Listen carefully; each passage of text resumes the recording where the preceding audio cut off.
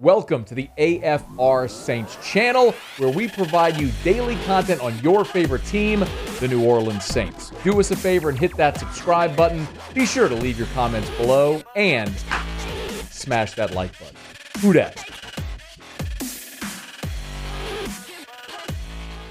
I need to speak my piece on something right now. I'm not going to yell or scream or rant or rave. I just need to go on record about this very firmly right now. Not to say that I couldn't have done this at any point over the last 3 years, but I'm going to do it now.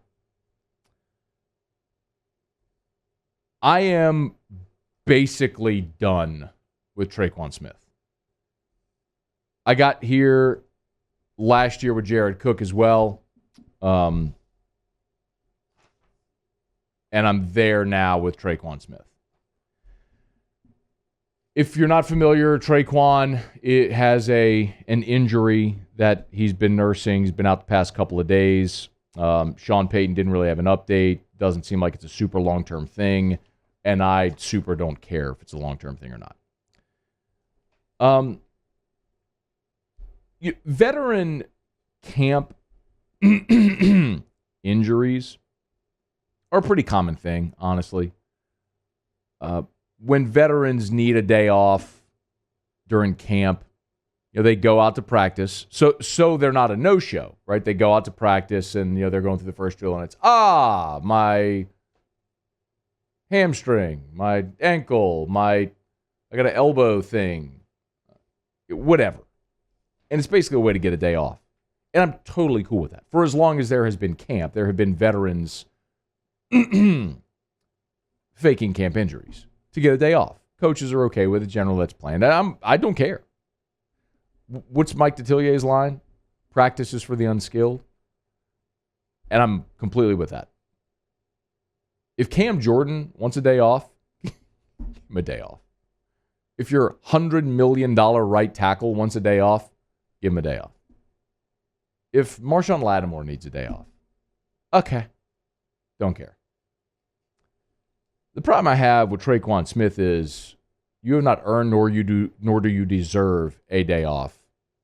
And if ever in his career, entering year 4 now, there was a time where he needed to bust his ass on every single rep, it's literally this moment. You have an organization that is going through so much transformation right now.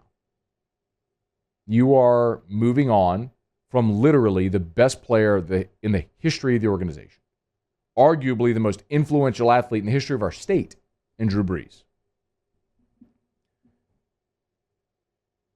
And you need to steady those waters and take the next step as an organization without Drew Brees.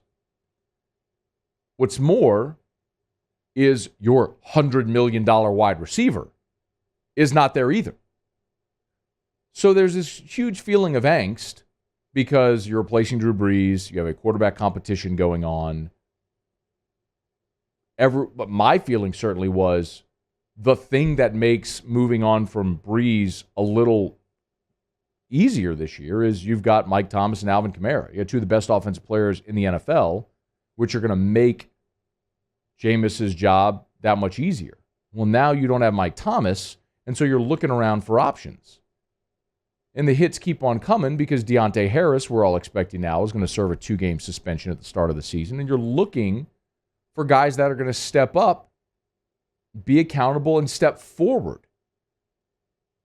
And instead of that, Tre'Quan Smith's going the other way.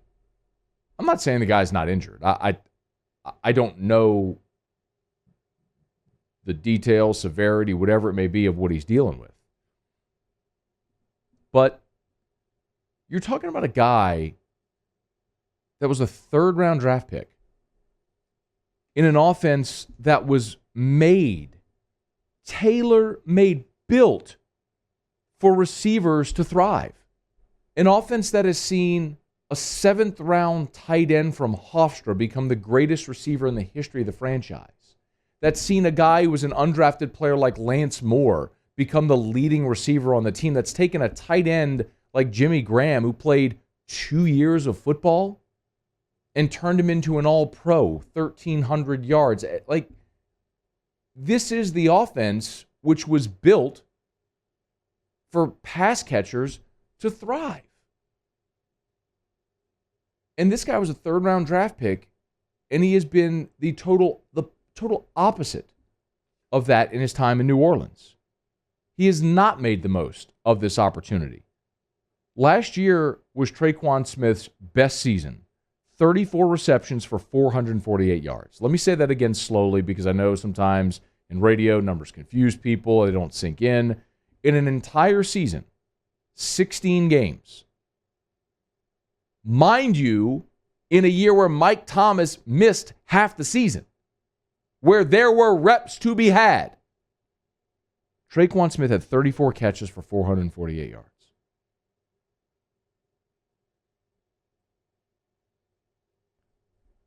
In his career, 3 seasons, Tre'Quan Smith has 80 receptions. Do you realize that in each of his first 3 seasons, Alvin Kamara had 81 catches? The running back had more receptions in each of his first 3 seasons than Tre'Quan Smith has combined in 3 seasons. At some point, it's your time. And this should be it. Not only, and no matter what your motivation is, if it's you want to step up with Drew Brees out and the organization moving forward, or Mike Thomas is injured and now there's an opportunity to step forward and be the number one, or you're financially motivated and this is your contract year. This is it, man. This is your contract year. How many times do you hear guys blowing up in their contract year to get the deal and then maybe tailing off, whatever it may be, but like look at, how about Trey Hendrickson a year ago?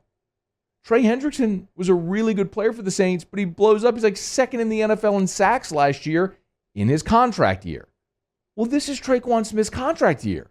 This is it, man. Like, this is your opportunity to break the bank on your second contract. And everything is lining up for you to be that guy, and you're doing the exact opposite of what everyone had hoped you could be this year.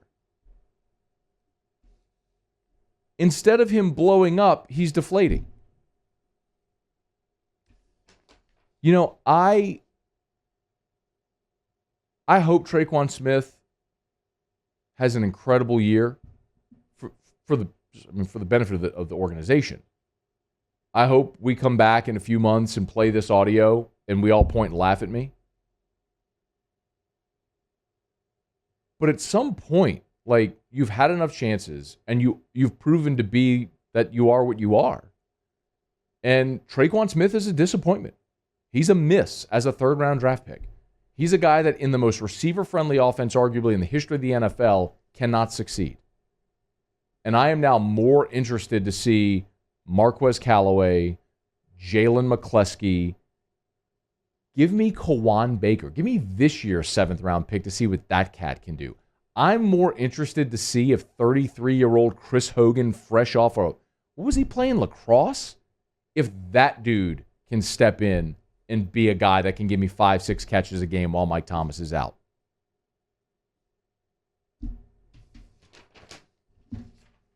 Maybe Tre'Quan will prove us wrong. But it would require him doing a 180-degree about face from everything his career has been from the moment he was picked to this moment right now. Here's hoping he gets back on the field soon. Here's hoping he proves me wrong and everyone else, and we all look at him at the end of this season and think, man, thank God that guy finally clicked. But I don't see it. I'm washing my hands. Hey, thanks so much for watching. Please leave your comments. I love to interact. And be sure to hit the red subscribe button below.